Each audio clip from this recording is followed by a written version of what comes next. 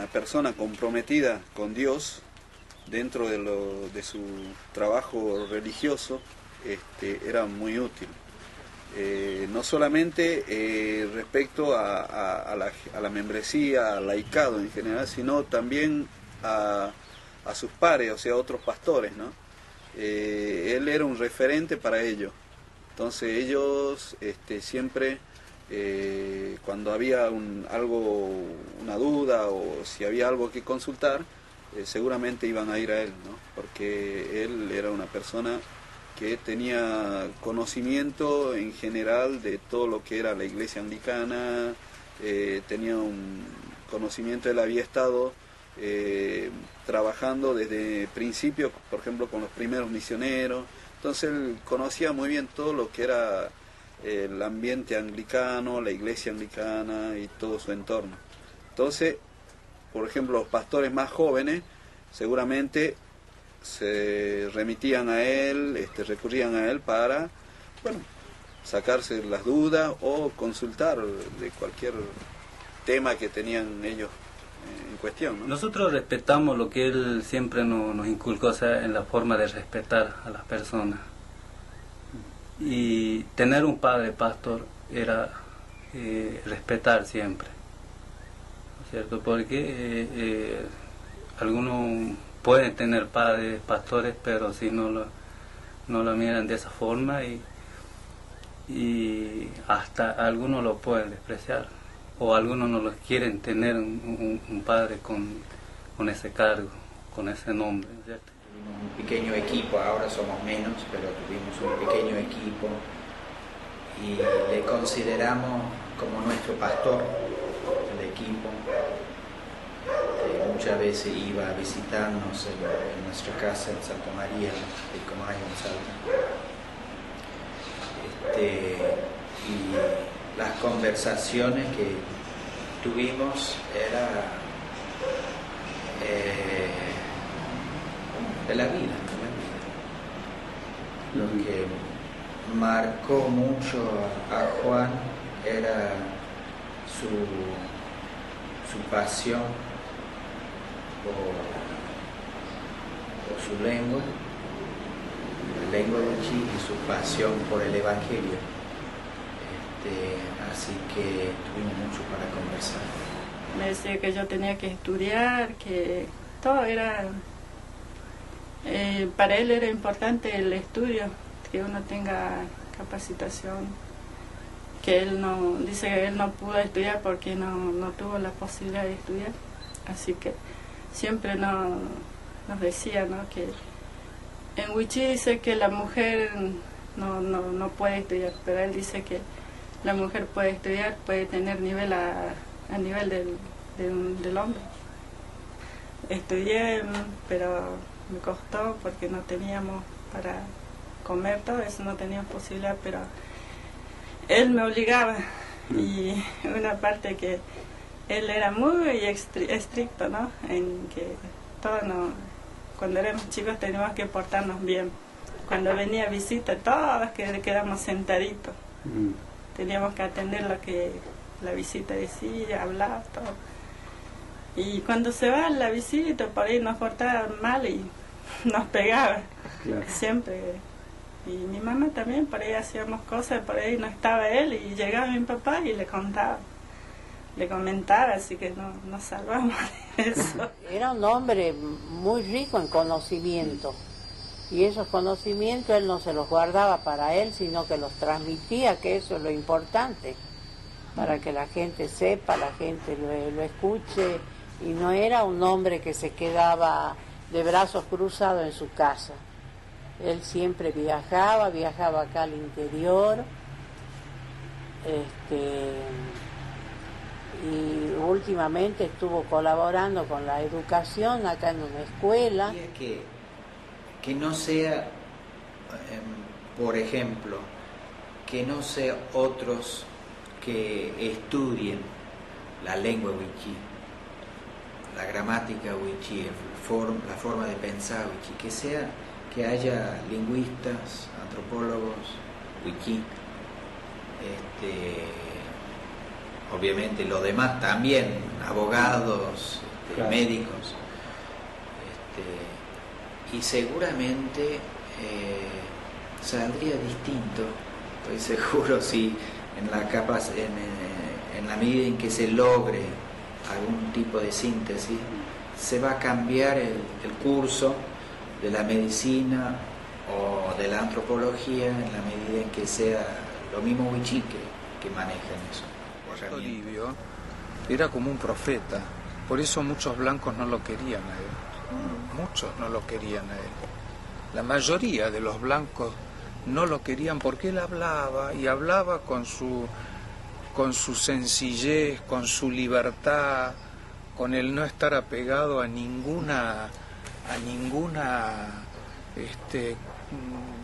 nada, a nadie más que a su pueblo y a Jesús. Era un tipo de la palabra. Entonces él hablaba y decía, cuando venían los gobernantes, cuando venían los políticos, cuando venían los maestros, cuando venía la gente de afuera, cuando estaban los almacenes que se instalaban, los boliches que llamábamos a vender alcohol, él iba y era profeta y no lo querían a él. Siempre tiene esa facilidad de palabras, por ahí habla con la gente. Y por ahí la gente lo rechazaba, le decía cosas, pero él decía que tenía que cumplir su misión. Y por eso los últimos días de su vida siempre está en las comunidades, andaba en bicicleta y últimamente tenía una motito y andaba, casi no estaba con nosotros.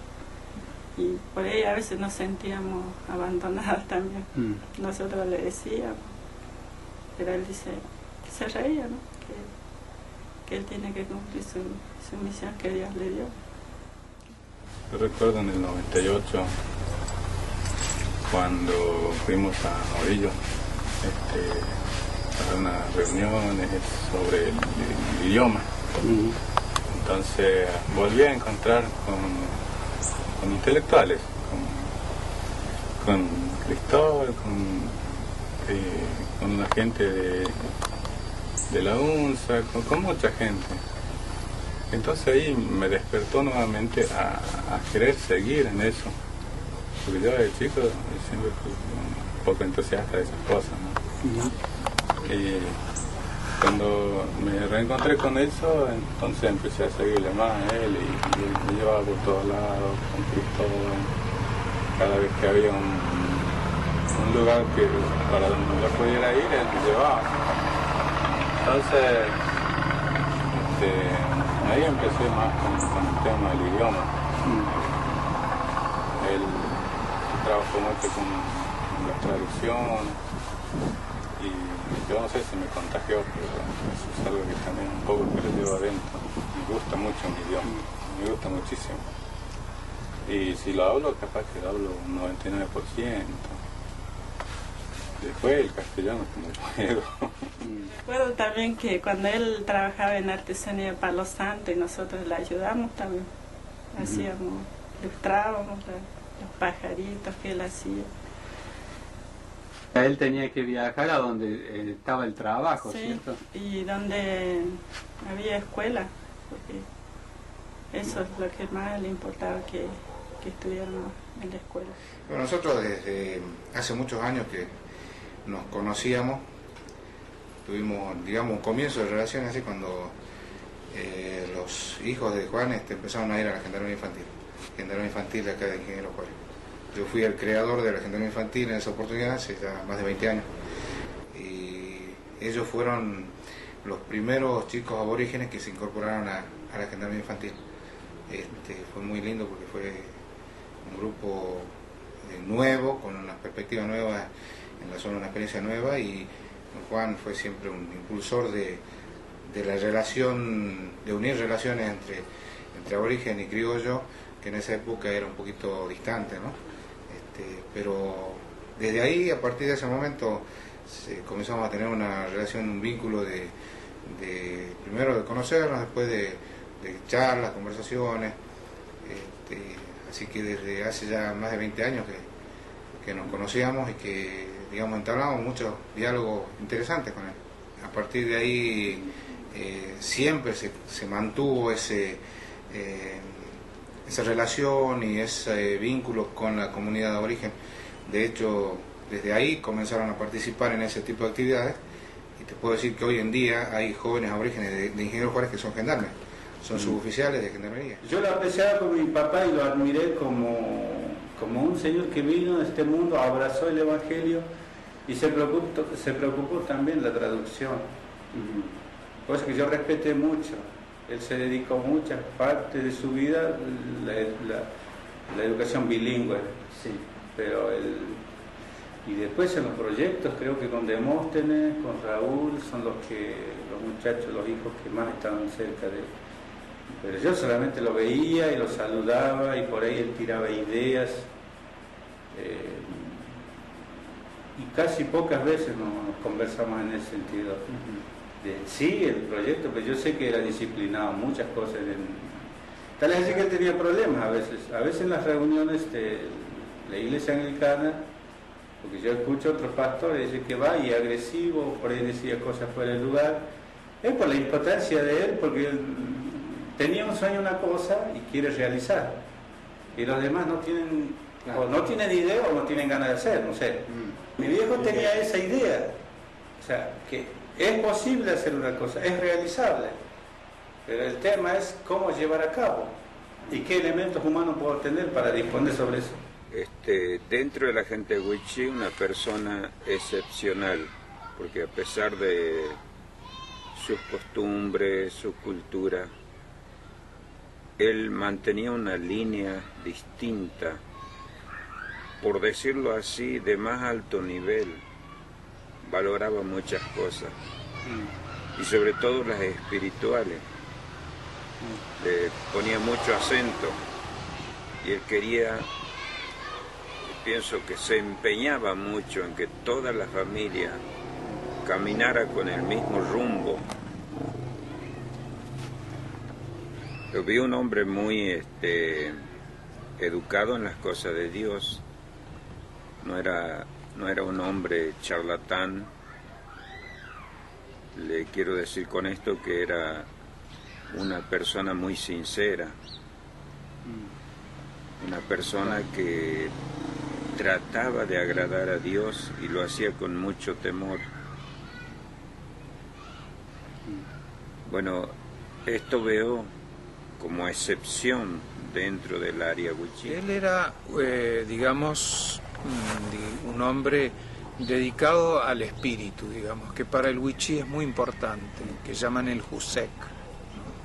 El Husek para el wichí es fundamental, ¿no? Y es como que su espíritu tiene que tener una paz interior, personal, y una paz social también, porque ellos entienden el espíritu de las dos maneras, no es solamente algo personal, íntimo, sino que es social, ¿no? El espíritu es social y fundamentalmente social, porque cuando un hermano está mal, está la comunidad mal, ¿no? Y entonces él tenía esta percepción continuamente y lo vivía con su gente y lo vivía también con su familia, ¿no? Él continuamente estaba siempre con sus hijos. Es una cosa, Carmen y él han hecho de su familia un valor prioritario, ¿no? Y entonces ellos siempre estaban y aconsejaban a sus hijos y a su familia, y una paciencia extraordinaria, y además con las comunidades era igual, ¿no? Juan iba, se sentaba, estaba con la gente largas horas y días.